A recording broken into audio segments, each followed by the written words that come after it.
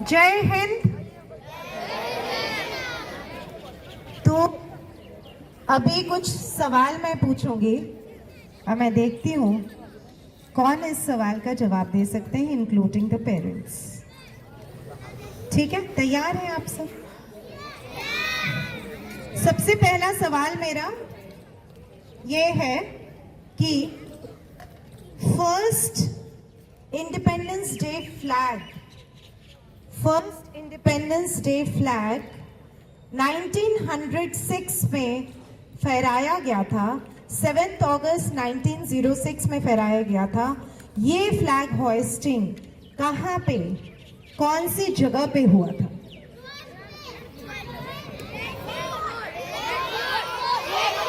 Okay, अच्छा, तो ये है गलत जवाब। ये है गलत जवाब। यस, बताओ। गलत जवाब। इधर किसने बोला?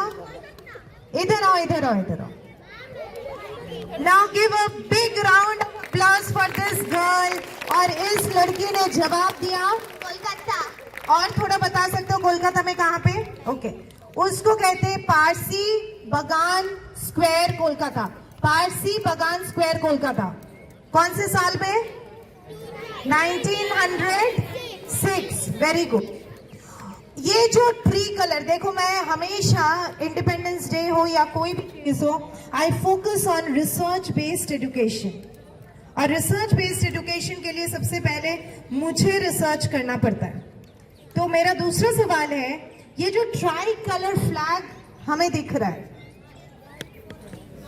जिसके छत्र छाया के नीचे हम सब खड़े हैं, right? We are standing under this flag, shelter of this flag.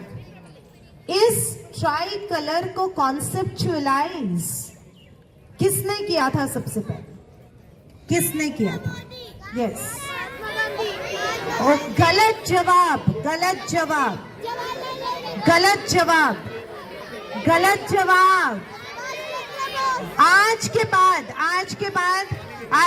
आपका ये जवाब गलत नहीं होगा। हाथ नीचे। सारे जितने बच्चे जवाब दे रहे हैं अभी, ये गलत जवाब है, बट आज के बाद आपका जवाब गलत नहीं होगा। अगर आप मेरी तरफ आपका ध्यान है तो आज के बाद ये जवाब गलत नहीं होगा। ये नाम है एक कृषक का, जो who was a freedom fighter. एक कृषक का, एक फार्मर का, जो एक फ्रीडम फाइटर थे। उनका नाम था पिंगली वेंकैया। पिंगली वेंकैया। बोलो सब लोग मेरे साथ मिलके, Pingali Venkayya, Pingali Venkayya. Come on, repeat.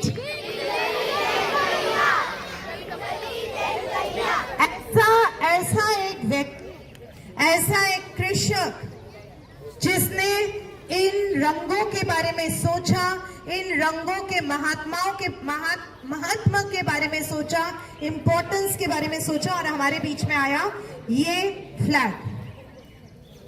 Now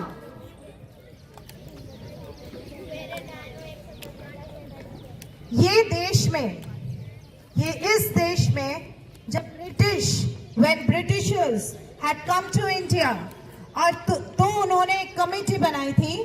committee बना के बोला था कि इस देश के लिए, जैसे हम नीतियां बनाते हैं, पेरेंट्स नीतियां बनाते हैं, हम रूल्स बनाते हैं, तो उन्होंने बोला ऐसे कुछ नियम बनाने हमें, ऐसे कुछ रूल्स बनाने हमें, जिसके आधार पर, ऐसे रूल्स जिसके आधार पर इंडिया, भारत 100 साल के लिए नहीं, 200 साल के लिए नहीं, 1000 साल के लिए गुलामी को फॉलो कर सके।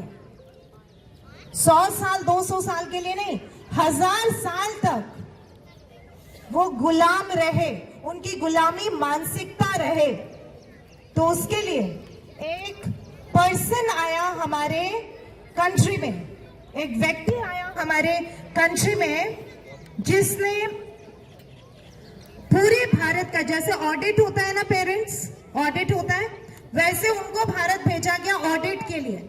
उस पर्सन का नाम क्या था? टीचर्स को पता होगा। उस पर्सन का नाम क्या था जो भारत आया था? बताओ वहां से, जो भारत आया था, बताओ वहां से। जिसने ब्रिटिशर, एक ब्रिटिशर जिसने इस भारत का ऑडिट किया था। Okay, let me tell you, he was Macaulay. He was Macaulay. Macaulay भारत से आए कौन से साल में? 1833 में। He came in 1833 to India और he became the board member of governor general के बोर्ड मेंबर बन गए। और वहां पर भारत में आने के बाद 2 साल तक he did only one thing. He traveled at every corner of Bharat, हर कोने में गए। और गवर्नर जनरल की जो मीटिंग थी 1835, 2 फरवरी 1835, उन्होंने क्या बताया आपको पता है? आज टीचर्स के लिए, पेरेंट्स के लिए बहुत बहुत बड़ा एक संदेश है डीएवी अहमदाबाद की तरफ से। उन्होंने कहा, I have traveled length and breadth of Bharat, India, and I have not seen one person who is a beggar. एक भी पर्सन को मैंने नहीं देखा जो कि भिखारी है, जो भीख मांग रहा है। सेकंड, उन्होंने कहा, I have never seen a thief, एक भी चोर को नहीं देखा। थर्ड, उन्होंने कहा कि I have not seen anyone unemployed, किसी को भी नहीं देखा वो अनएम्प्लॉयड है। तो आगे सुनिए, और भी इन्होंने जो बात कही जो सबसे इंपॉर्टेंट है, I have seen so much wealth that I have not seen in any country. India को ऑडिट करने से पहले काफी सारे और कंट्रीज को ऑडिट कर लिया था उन्होंने, और उन्होंने कहा कि I have not seen so much of wealth that एक ब्रिटिशर लिख रहे हैं हमारे लिए 1835 में, बता रहे अपने बोर्ड मीटिंग में। एडिशनली उन्होंने क्या कहा? सच हाई मॉरल, इतना हाई नैतिक मूल्य, पीपल ऑफ सच कैलिबर, ऐसे कैलिबर के लोग, that I do not think we can ever conquer this country. मुझे नहीं लगता है कि हम ब्रिटिशर्स कभी भी इस देश के ऊपर राज कर सकते हैं। तो नीति क्या बनाओ? नीति ऐसी बनाओ जिसमें कि उनका स्पाइन टूट जाए। कैसी नीति बनाओ? जिससे उनका स्पाइन टूट जाए। और इसके लिए सबसे अच्छा नीति, उसको तोड़ने के लिए क्या करो? स्कूल्स को अटैक करो। किसको अटैक करो? स्कूल्स को अटैक करो। और स्कूल में 40 बच्चे उधर रहेंगे और एक टीचर इधर रहेंगी, 40 बच्चे उधर, एक टीचर इधर। क्योंकि आज जो देश है उसमें हर बच्चा एक टीचर की भूमिका निभा रहा है, हर बच्चा। इसको तो एक टीचर बनाओ, 40 शिष्य बना दो, डिसाइपल बना दो, और उस टीचर के कठपुतली बन जाएंगे वो 40 बच्चे।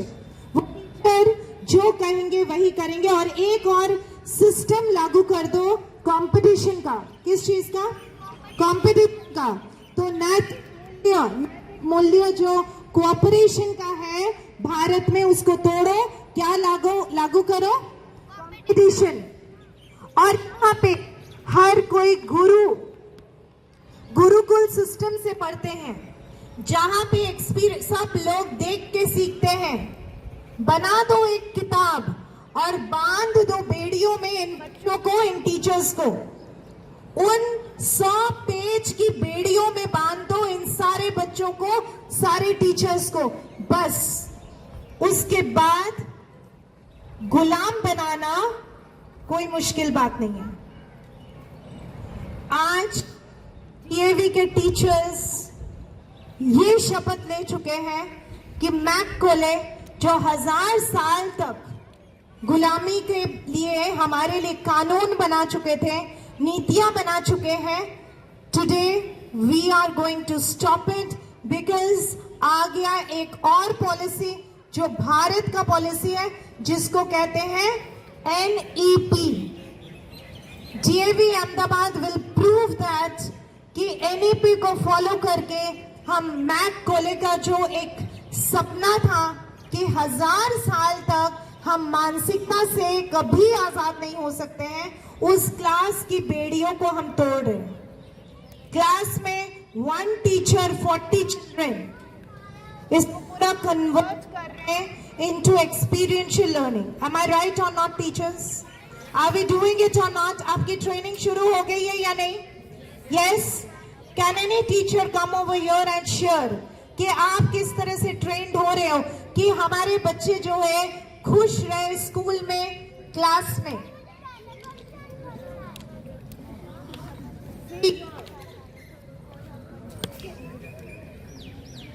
Okay, come here. See, now this child, teachers and parents, is getting slightly impatient. इसको प्यार चाहिए या डांट चाहिए? प्यार चाहिए या डांट चाहिए? ये समझ जब पेरेंट्स और टीचर्स को हो जाएगी, उस समय हमारा भारत बदलेगा। Thank you so much children. आप इतने अच्छे बच्चे हो ना। मैं जब आपके तरह थी ना, मैं अगर आपके साथ रहती ना, मैं भी ये सीख जाती कि कितने अच्छे बच्चे बनते हैं। नहीं सकती आपकी।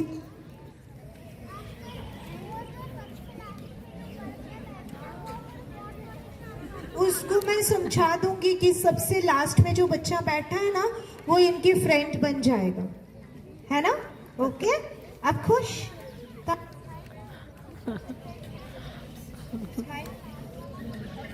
वो सोच रही है स्माइल करने के लिए बोल रहे हैं, तो माइक क्यों दे रही है?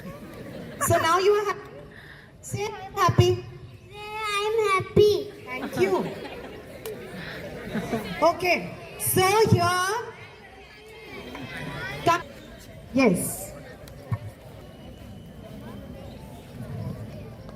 and one teacher if you can come. Yes, those who are practicing. Yes, Hetal ma'am, please come. So एक ऐसा स्कूल हम निर्माण करने जा रहे हैं 1 साल के अंदर, जो NEP बेस्ड होगा, जिसमें हर बच्चा एक रिसर्चर बनेगा, हर बच्चा। This is our aim. What do you think about this?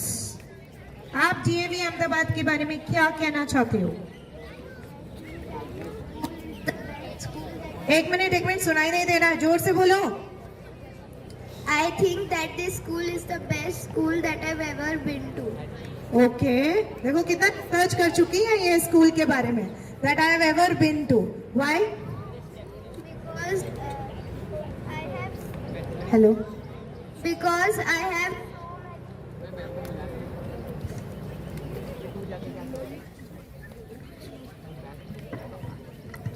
Yes. Because I have so many friends and the teachers, they teach us very good and we are able to learn the concept very nicely. With enjoyment. Okay. Thank you. तो मैककोले का जो dream है वो हम break करने जा रहे हैं। तो यहाँ पे ये हेतल मैम है हमारे सामने, तो वो क्या कहना चाह रही है कि जिस तरह से हमारे DAV स्कूल के टीचर्स आगे बढ़ रहे हैं, what do you want to say? Ma'am, I want to practice the same way. Actually, yesterday we had a small experiment, calendar making. The students of grade 10, I have given them one topic, trigonometry, which was really first time they are learning in grade 10.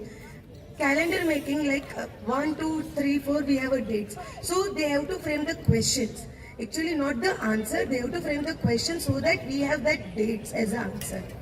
So 31 dates, like if they are making August month calendar, they are making 31 sums.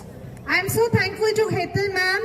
एक और चीज मैककोले ने बंद करवाया कि बच्चों को क्या बंद कराओ? प्रश्न बंद करा दो, क्वेश्चन ना पूछे बच्चे। Student should not ask questions. So we are going to break all this system and follow the new education policy, NEP 2020 in the real sense in DAV International School, Ahmedabad. Thank you so much.